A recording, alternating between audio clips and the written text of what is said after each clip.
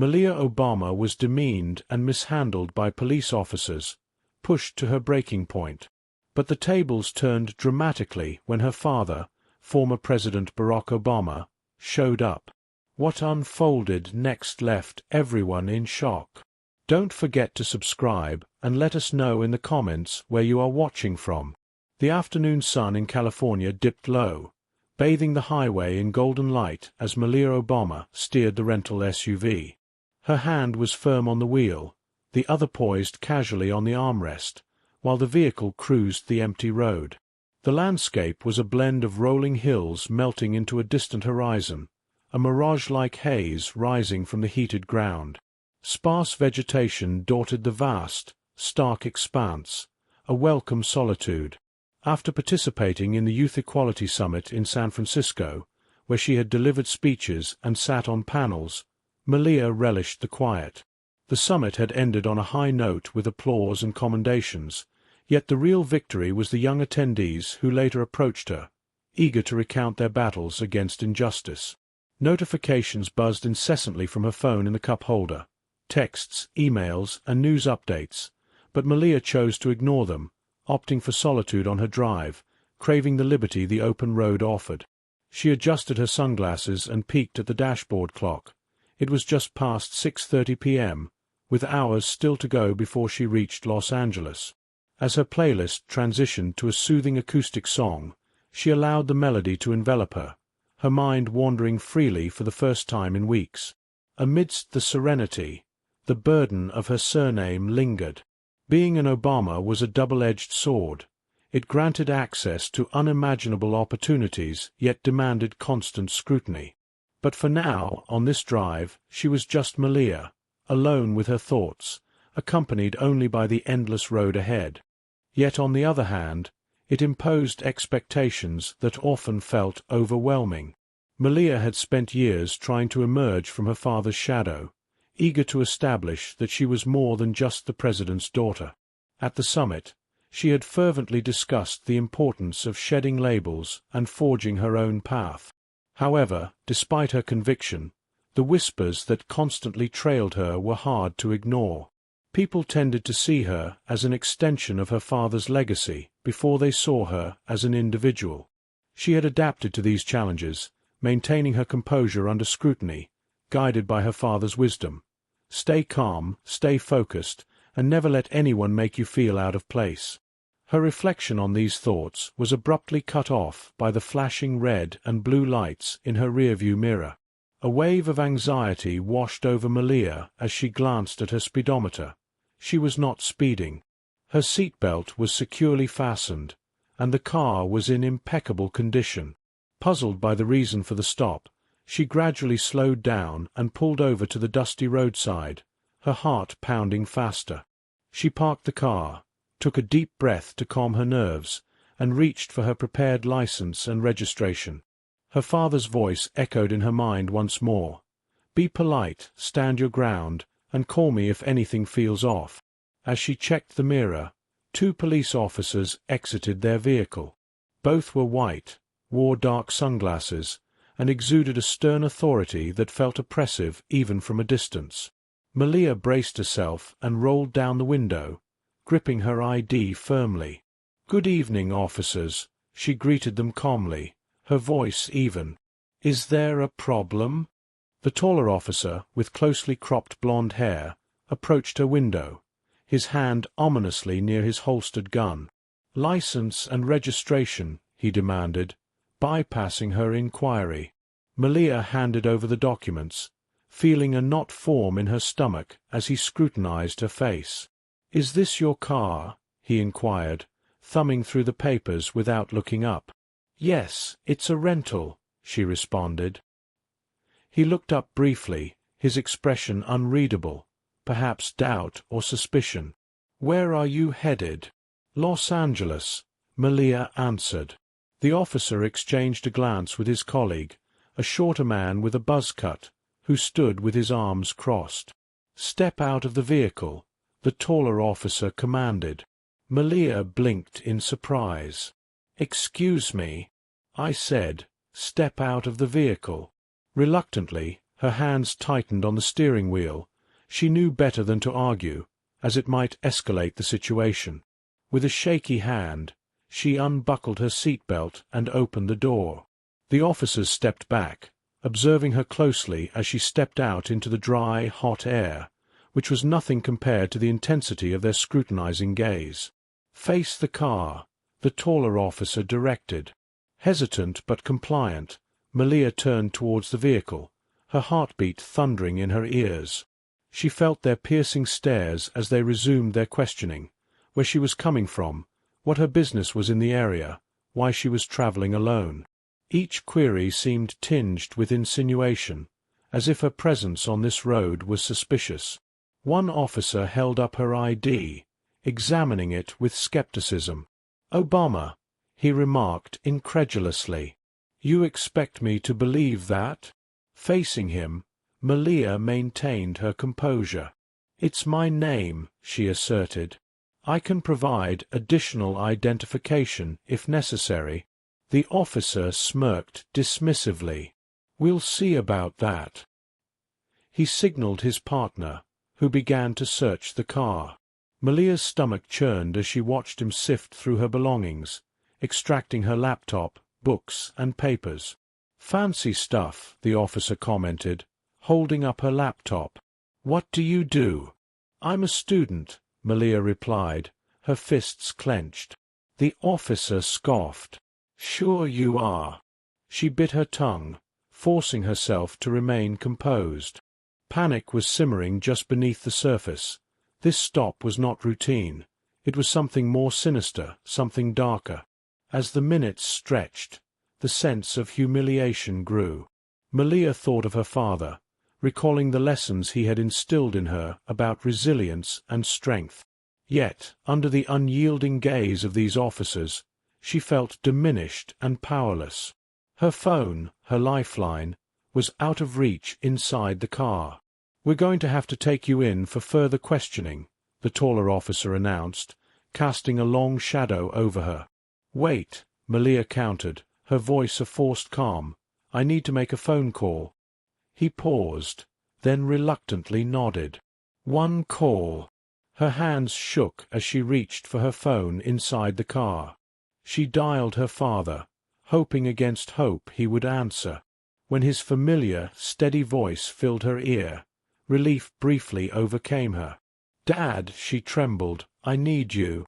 The setting sun cast elongated shadows across the desolate highway, while the glaring red and blue lights from the police cruiser sliced through the twilight. Malia's heartbeat accelerated under the weight of the oppressive atmosphere. As she exited the car, her movements were slow and careful, her hands clearly visible. She remembered her parents' advice. No sudden moves, stay composed and comply. Yet, the knot of dread in her stomach tightened. The taller officer, his broad shoulders and reflective sunglasses adding to his daunting presence, motioned for her to step away from the vehicle. His partner, shorter and more robust, watched intently from beside the patrol car, his gaze sharp and predatory. "Move to the front of the car," the taller officer commanded. Malia complied, her steps deliberate as she approached the SUV's hood. She tried to control her trembling hands as she rested them lightly on the hot metal. "Name," he demanded, flipping open a notepad. "Malia Obama," she responded. Her name hung in the air, but the officer only paused briefly before continuing to write. "License and registration," he continued. "They're in my purse," she indicated towards the passenger seat. The officer raised an eyebrow, but nodded. "Get them." Meticulously, Malia retrieved the documents, presenting them to him. He snatched them from her hand, his eyes narrowing as he scrutinized the license, then flicked his gaze back to her, assessing, doubting. "This your car? It's a rental. Where are you coming from?" "San Francisco." "I was speaking at a conference," she replied, the words leaving a bitter taste as they seemed to fall on skeptical ears. "A conference? For what?" "Equality and racial justice," she answered, her voice firm despite the palpable tension. The shorter officer snickered, and the taller one smirked dismissively. "That's so?" he questioned, lowering her ID with disbelief. Malia stiffened. Her life had been a constant navigation through underestimations due to her age, gender, or skin color, but this was different. This was not just skepticism, it was an outright accusation. "I'm telling the truth," she asserted, her chin lifting slightly. The officer's smirk deepened. "We'll see about that." He turned to his partner. "Search the car." "What?" "No." Malia protested. "You don't have." "We have probable cause," the taller officer interjected, cutting her off. Malia froze, her pulse racing. She knew enough about the law to doubt their justification. However, she understood that protesting further would only exacerbate the situation. Taking a deep breath, she stepped back, her eyes watching helplessly as the shorter officer began to rummage through her belongings. He carelessly tossed aside the neatly folded clothes in her suitcase and pulled out her laptop, holding it aloft with a mocking grin. "Pretty fancy," he taunted, tapping the keyboard. "What's on here?" "Plans for another protest." "It's for work," Malia replied, her voice tight with restraint. "Work?" he echoed mockingly. "What kind of work?" "I'm a student," she replied, feeling the sting of humiliation as the words left her lips. "Sure you are," he scoffed. She stood still as the taller officer commanded, but before she could react further, he seized her arm, pulling her a few steps away from the car. "You got any weapons?" he demanded, his grip unyielding. "Drugs?" "No," Malia answered firmly, her heart racing. He patted her down regardless, his hands lingering uncomfortably long, making her skin crawl. "Nothing here," he announced, almost disappointed. Malia clenched her fists, holding back tears of anger and frustration. She wanted to scream, to demand that they stop treating her like a criminal, but instead she stood tall. "You can't do this," she asserted, her voice quivering with suppressed emotion. The taller officer leaned in, his voice low and menacing. "We can do whatever we need to," he whispered threateningly. A wave of fear washed over Malia, and she realized just how quickly things could spiral out of control. "Can I make a call?" she asked, her voice breaking slightly. The officer eyed her for a moment before shrugging. "One call." Trembling, Malia reached for her phone, scrolling through her contacts until she found her father's number. She pressed the call button, her heart pounding as the phone rang. When her father's calm and steady voice answered, tears welled up in her eyes. "Dad," she whispered, struggling to maintain her composure, "I need you. They're searching my car. They don't believe me." "Stay where you are," her father instructed firmly. "Don't argue, don't move." "I'm on my way." After the call, Malia faced the officers again, her resolve steeling. "My father is on his way," she informed them, meeting the taller officer's gaze. He raised an eyebrow, smirking. "Oh, is he?" The shorter officer chuckled derisively. "Let me guess, Daddy's going to come save the day." They laughed, but Malia didn't flinch. Instead, she squared her shoulders, her pulse steadying as she recalled her father's words. "Never let them make you feel like you don't belong."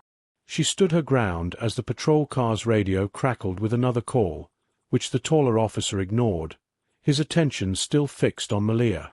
"Let's see what your daddy has to say about this," he sneered, his tone dripping with mockery. Malia didn't respond. She just stood, clutching her phone, waiting. She knew her father was coming, and so did they.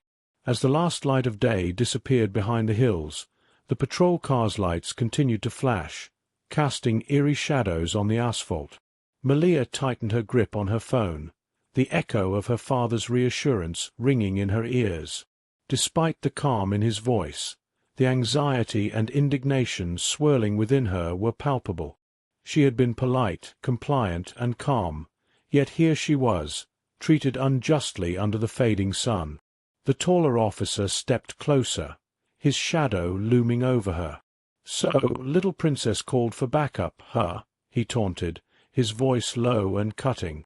Malia remained silent, knowing any response could be twisted against her.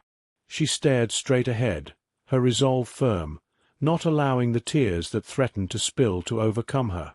"Bet Daddy's got someone on the way to clean this up for you," he continued, circling her like a predator stalking its prey. "But until he gets here, you're still on my road," the taller officer asserted, as his partner reappeared carrying her open suitcase, handling it as if it were a crucial piece of evidence in a high-stakes trial. Her clothes spilled out from the edges, the once neatly folded outfits now crumpled and exposed. Her toiletries bag dangled loosely from his grip, unzipped, its contents barely holding together. "Didn't find anything suspicious," the shorter officer declared, his tone dripping with sarcasm, "unless you count overpriced makeup and fancy shoes." "Yeah, sounds about right," the taller officer added, smirking. "Privileged girl with expensive taste and no real job." Malia felt her jaw tighten. Her silence seemed only to fuel their provocations further. "You know," the shorter officer began, stepping closer, "we get girls like you out here sometimes. They think they're too good for the rules, think their money or their name can get them out of trouble. That's not—" Malia started to protest. "Shut up," the taller officer snapped, cutting her off abruptly. Her breath caught in her throat. "You don't talk unless I say you can talk. You don't move unless I say you can move. Got it?" She nodded, too afraid that her voice might crack if she spoke. The shorter officer leaned against the hood of her car, setting her suitcase down roughly, letting a few more items tumble out onto the ground. "Funny, isn't it?" he mused, glancing at his partner. "They all say the same thing. I didn't do anything wrong." "Yeah," the taller officer replied, smirking. "And then they act all surprised when we find out they're hiding something." "I'm not hiding anything," Malia interjected, sharper than she intended. The taller officer's expression instantly darkened, and before she could take another breath, he was towering over her. "You think I care who you are?" he hissed. "You think your name means something to me out here? Out here, your name doesn't mean Jack." He grabbed her arm and spun her around, pressing her against the hood of the car. "Let me go," she protested, panic surging as his hand pressed down between her shoulder blades. "You're resisting now," he barked, tightening his grip. "No," her voice wavered, but she forced herself to keep speaking. "I'm not resisting. I just want to know why you're doing this." His weight shifted off her, and she straightened, turning to face him again. "You don't ask questions," he snapped, pointing a finger inches from her face. "You answer them. That's how this works." Malia's chest heaved. Every fiber of her being screamed at her to fight back, to demand respect, to remind them who she was and what her family represented. But the fear was stronger. Her father's words echoed in her head again. "Stay calm, stay in control." She swallowed her rage and straightened her shoulders. "You've searched my car," she stated, her voice steadier than she expected. "You've checked my license. I've complied with everything you asked. Why are you still detaining me?" The taller officer stepped closer, his mouth curling into a sneer. "Because I don't trust you," he said simply. Malia stared at him, stunned. He leaned in, his voice low. "Girls like you think the rules don't apply to you. But out here, they do. And you're not leaving until I'm damn sure you're not trouble." Before she could respond, the shorter officer interrupted, holding up one of her books. "Hey, check this out," he said, waving the book. "What's this about? Revolution? Protest?" Malia's stomach dropped. It was a research journal from the conference, filled with articles about activism, inequality, and systemic reform. "Looks like we got ourselves a little radical," the shorter officer commented, tossing the book onto the hood. The taller officer laughed. "That's so.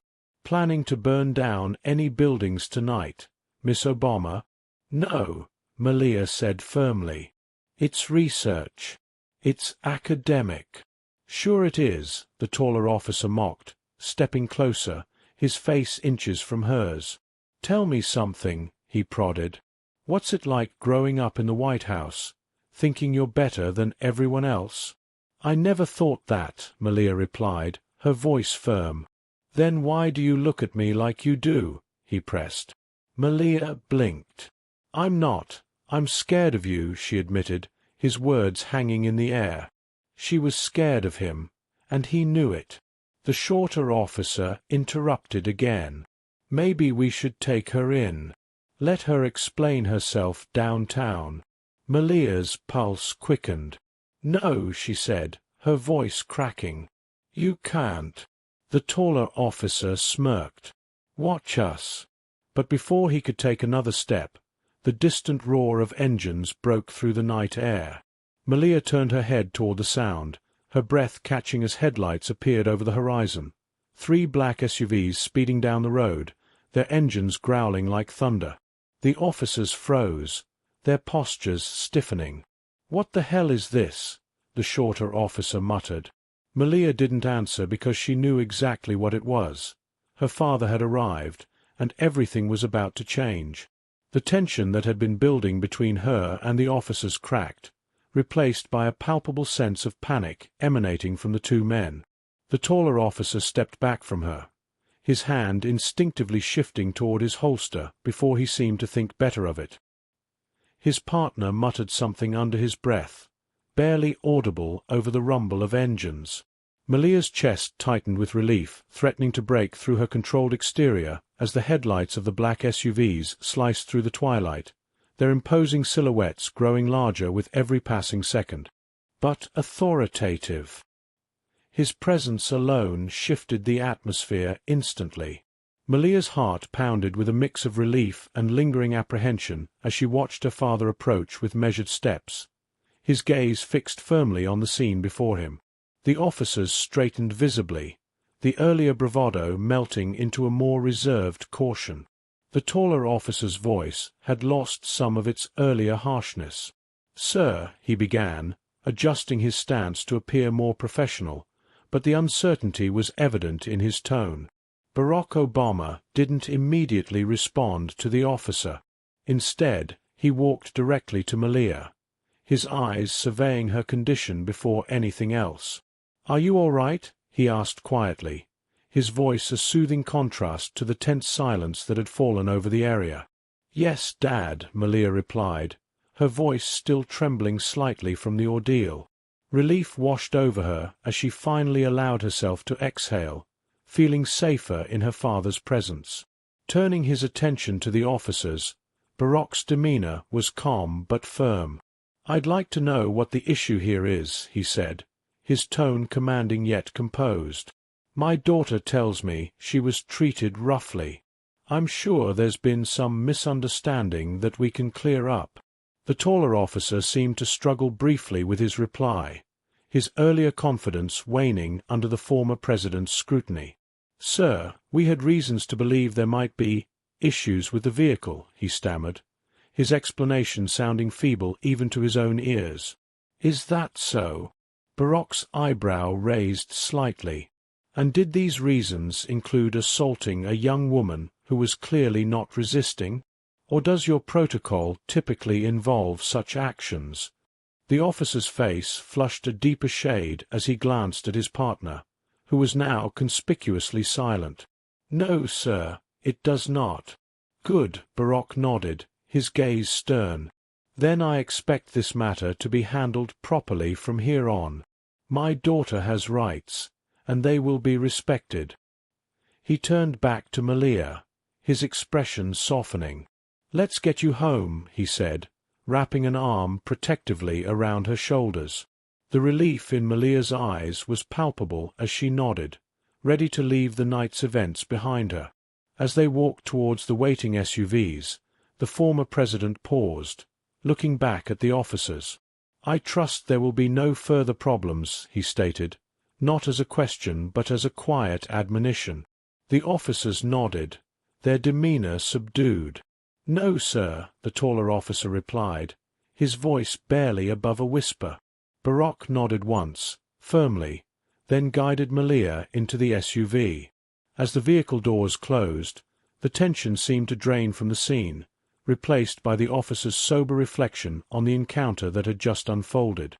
Inside the SUV, Malia leaned against her father, the events of the evening slowly settling into a mix of emotions. "Thank you, Dad," she murmured, her voice filled with gratitude and a newfound appreciation for the quiet strength her father embodied. As the convoy of SUVs pulled away, the flashing lights of the patrol car faded into the distance, a stark reminder of the thin line between authority and misuse. For Malia, the night had been a harrowing experience, but it had also reaffirmed the protective bond between her and her father, a bond that no amount of intimidation could sever. But the underlying apprehension was unmistakable. The officers' earlier confidence had evaporated, replaced by the realization that they had overstepped their bounds in a situation they couldn't control. Barack's demeanor remained resolute, his eyes sweeping over the scene with the precision of someone well accustomed to handling crises. He didn't raise his voice again, but the firmness in his tone left no room for further discussion or dissent. "I expect a full report on my desk," he added, his voice steady but laced with an undeniable authority that seemed to reverberate in the still night air. "And I trust that this incident will be thoroughly investigated and appropriate actions taken." The shorter officer nodded, his eyes fixed on the ground, while his partner reluctantly handed over the requested badge numbers. They knew the gravity of the former president's words. This was not merely a father defending his daughter, but a call to accountability that would echo beyond tonight's encounter. Malia, still beside her father, felt a mixture of emotions washing over her. Relief that the ordeal was ending, gratitude for her father's intervention, but also a deep-seated unease about what the incident revealed about the world she lived in. She was acutely aware that her experience, though harrowing, was a glimpse into a broader issue of authority and misuse.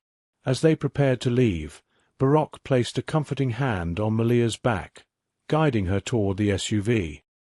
His touch was reassuring, a silent promise of protection and support. "Let's go home," he said gently, his voice a soft contrast to the earlier intensity. The officers watched as the convoy of SUVs pulled away, their lights cutting through the darkness and casting long shadows on the highway. The scene was quiet now, but the air was still charged with the residue of what had occurred. Inside the SUV, Malia leaned against the window, the landscape blurring past. She felt her father's presence beside her, both comforting and empowering.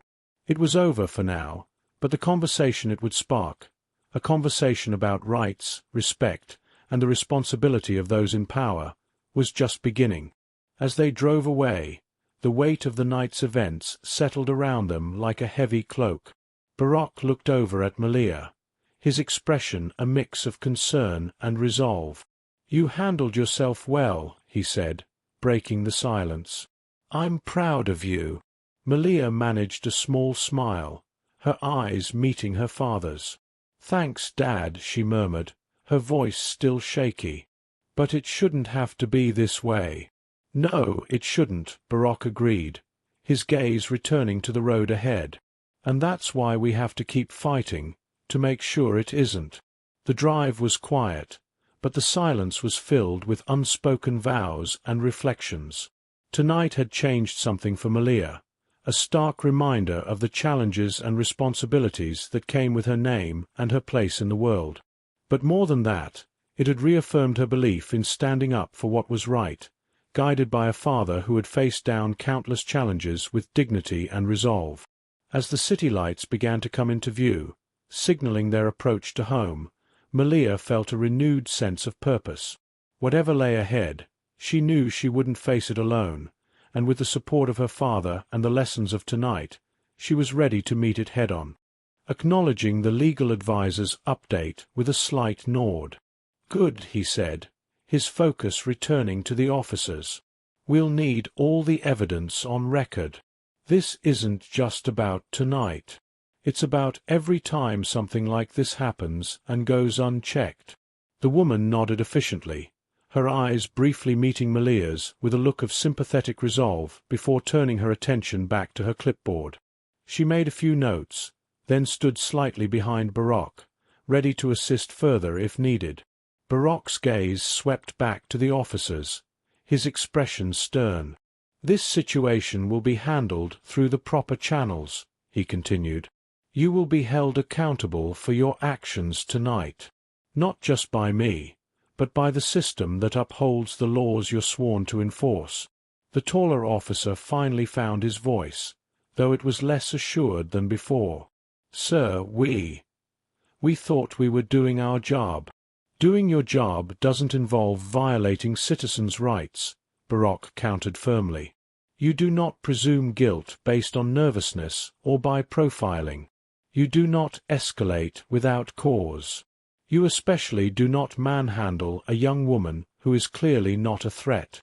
Malia watched as the officers absorbed her father's words, their earlier defiance fading into something like realization or perhaps regret. It was hard to tell.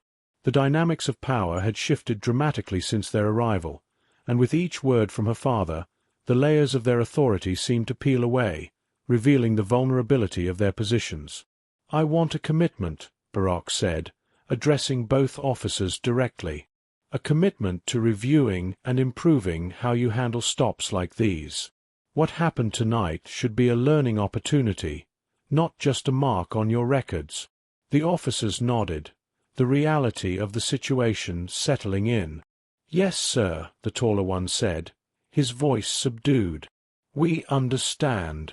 Barak gave a curt nod, then turned to Malia. "Let's go home," he said softly, placing a gentle hand on her shoulder. "We've done what we needed to do here." As they walked back to the SUV, Malia felt the weight of her father's arm around her, protective and reassuring. Inside the vehicle, the tension began to dissipate, replaced by a quiet contemplation of the night's events. Barak looked over at Malia, his demeanor softening. "Are you okay?" he asked again, this time in the privacy of the SUV. Malia nodded, her eyes meeting his. "I'm okay, Dad," she replied, her voice still carrying a trace of the night's stress, but also a newfound strength. "Thank you for being here." He smiled, a warm, reassuring smile that seemed to smooth the sharp edges of the evening. "Always, Malia. You know I'm always here for you." The SUV pulled away from the scene, the flashing patrol lights receding in the distance. Malia leaned back, her thoughts heavy with the night's revelations and the broader implications of what had occurred. She knew this incident wasn't isolated. It was part of a larger narrative, a reflection of ongoing issues that needed addressing. As the city lights flickered by, Malia felt a renewed sense of purpose. The support of her father and the action taken tonight reinforced her resolve to advocate for change, to be part of the dialogue about justice and equality. The drive was quiet, contemplative, but filled with an unspoken agreement between father and daughter. They would continue to stand together, to push for better, to ensure that what happened tonight would lead to meaningful change. And as the night gave way to the early hints of dawn, Malia felt the first stirrings of hope that change was possible, reinforced by the steadfast presence of her father beside her. Barak nodded, understanding the tumult of emotions swirling within her. "It shouldn't have," he agreed, his voice reflecting a mix of sorrow and resolve. "And that's exactly why we need to ensure it doesn't happen again, to you or to anyone else." The SUV sped along the highway, the world outside passing in a blur of lights and shadows. Malia felt the car's steady rumble beneath her, a stark contrast to the chaos of the night. Her father's presence was a calming force, yet the reality of what had transpired was hard to dismiss. "You're right to feel angry," Barak continued, turning to face her more directly. Use that anger. Channel it into something positive, something that can bring about change. We have the resources, the knowledge, and the will to fight this. Malia looked back at him, her father's words igniting a spark of determination within her. The vulnerability she felt was real, but so was her resolve to ensure no one else would have to endure what she had without recourse. The first step is accountability, Barack said, his tone firm as if outlining a plan of action. We'll follow through with every legal avenue available. We'll speak out, not just in private rooms or courts, but publicly. We need to shine a light on these practices, expose them for what they are. Malia nodded slowly, the initial shock of the incident giving way to a sharper focus. "And what about me?" she asked. "What can I do?" "Speak," he advised simply. "Speak at events, in interviews, wherever you can make your voice heard. Write about your experience. We'll support you every step of the way. This isn't just about one night on a dark road. It's about a systemic issue that needs addressing." The idea resonated with Malia, providing a clear path forward from the mire of her emotions. "I want to help change things," she stated, her voice gaining strength. Barack smiled, a proud, encouraging smile. "And you will," he assured her. "You have the courage and the clarity to make a difference." Tonight was proof of that. As the city skyline came into view, the earlier sense of isolation began to ebb. The world was vast, and the problems within it were complex, but Malia felt ready to face them head-on. With her father's guidance and her newfound resolve, she was no longer just a victim of circumstances, but a catalyst for change. The rest of the drive was spent in thoughtful silence, each lost in their contemplation but united in their purpose. As they approached the city, the lights seemed to burn brighter than before, a symbol of the awareness they were about to bring into the dark corners of societal injustices. Malia felt ready, not just to move past her own ordeal, but to challenge and change the system that allowed it to happen. Malia's decision was firm, her resolve clear in the set of her jaw and the steadiness of her voice.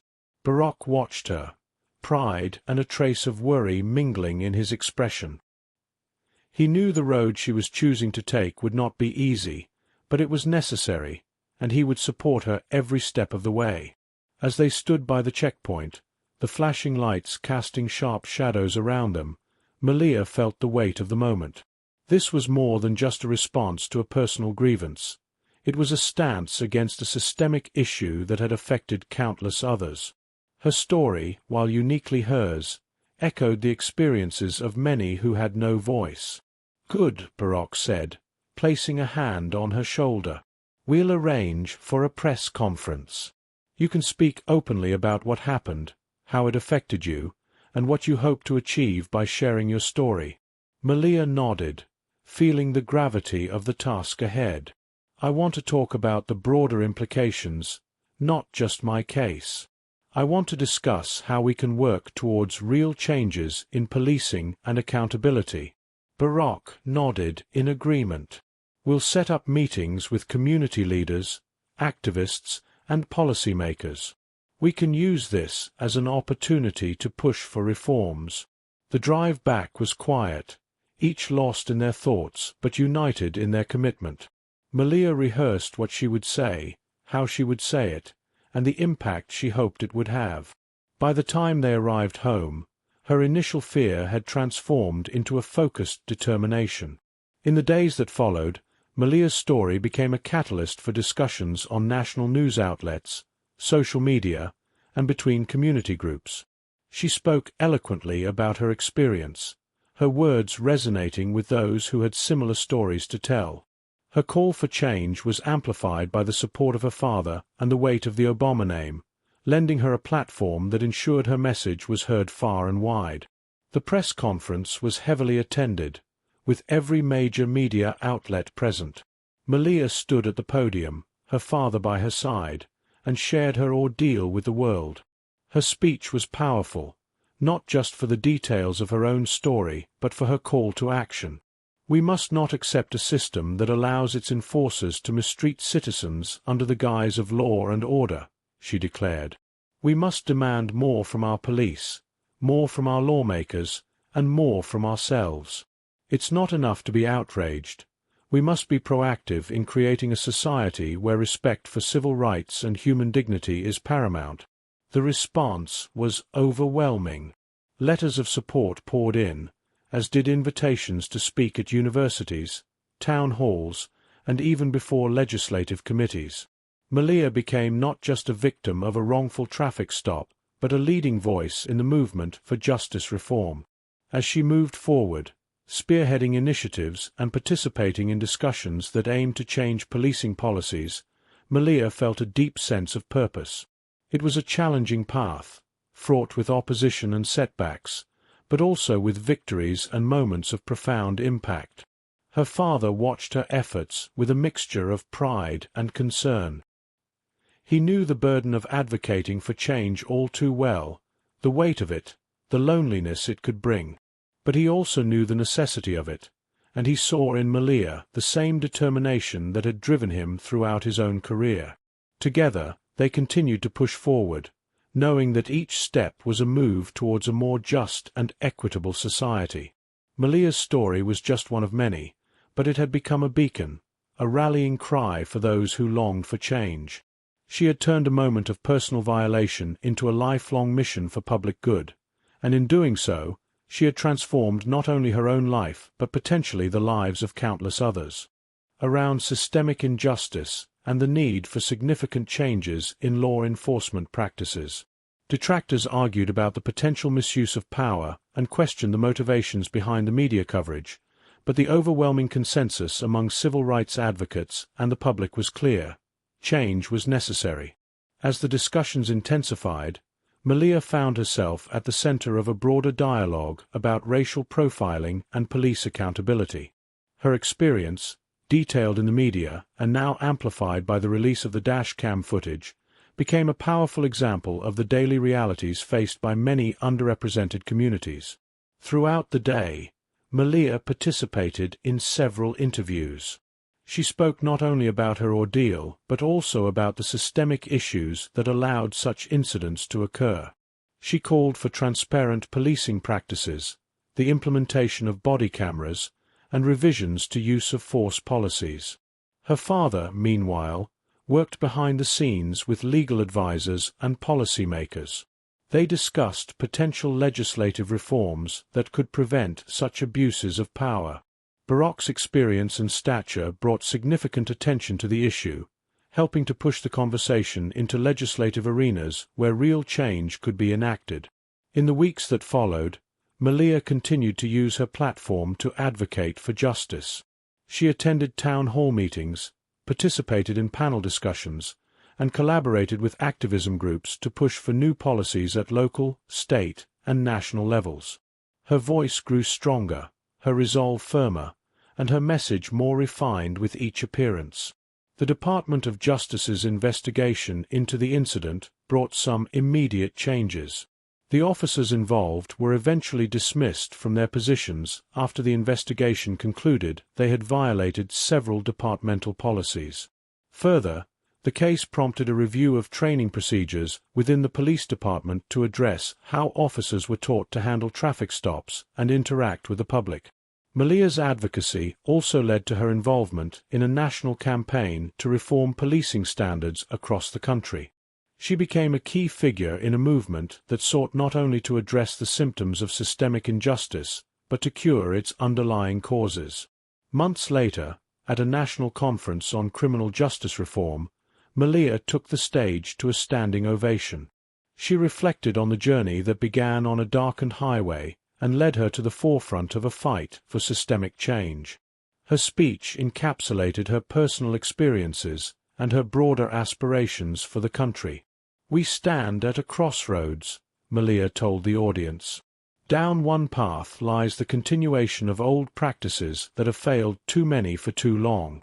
Down the other lies the promise of reform, of justice, and of a system that truly serves and protects all citizens regardless of race or background. I know which path I choose to walk." and I invite all of you to walk it with me." The crowd erupted in applause, energized by her words and committed to the cause she championed. Malia stepped down from the podium, her father waiting to embrace her, both proud and hopeful. Together, they watched as the audience, motivated by Malia's call to action, pledged to work towards a fairer, more just society. Malia's journey had transformed her from a victim of an unfortunate incident to a leader in a vital social movement. As she continued to speak out, inspire, and advocate for change, she not only carried the legacy of her family, but also forged her own path as a beacon of hope and a catalyst for enduring change in American society. This captivating journey of Malia Obama, from a harrowing personal experience to a national advocate for justice reform, embodies the power of resilience and the influence of a platform used wisely. Her story highlights not only the challenges faced by those subjected to systemic biases, but also illuminates the potential for significant societal change through collective action and persistent advocacy. Malia's transition into a key figure in the fight against racial profiling and police misconduct serves as a beacon for others who have endured similar injustices, providing them with a voice through her own. Her efforts to shift the narrative and push for substantive reforms demonstrate the impact one individual can have when driven by a purpose greater than themselves. Through her public engagements and legislative initiatives, Malia has begun to forge a path toward a more equitable system, advocating for measures that ensure fairness and accountability within law enforcement. Her journey underscores the importance of turning personal struggle into a catalyst for broader societal improvement, proving that from adversity can come strength, and from outrage can come change. Her father, Barack Obama, remains a pillar of support and guidance, yet it is clear that Malia has stepped into her own light, leading the charge with courage and determination. Her story is not just one of overcoming but of leading, not just surviving but thriving through advocacy that seeks to uplift and transform. This narrative continues to evolve, and as Malia presses forward, her actions and words keep inspiring others to join in the crucial dialogue about justice, equality, and the power of speaking out. It is a reminder that while the road to change is long and fraught with challenges, it is walked by those who dare to lead and those who refuse to be silenced. Malia Obama's journey from a victim of circumstance to a leader in social justice is more than a story. It is a movement, and as she stands on various platforms, from town halls to national conferences, she carries with her not just her own experiences, but also the hopes and pains of countless others who look to her as a symbol of what is possible when courage confronts injustice. Together, with each step forward, with every story shared, she is helping to shape a world where justice is not a matter of luck, but a guaranteed right for all.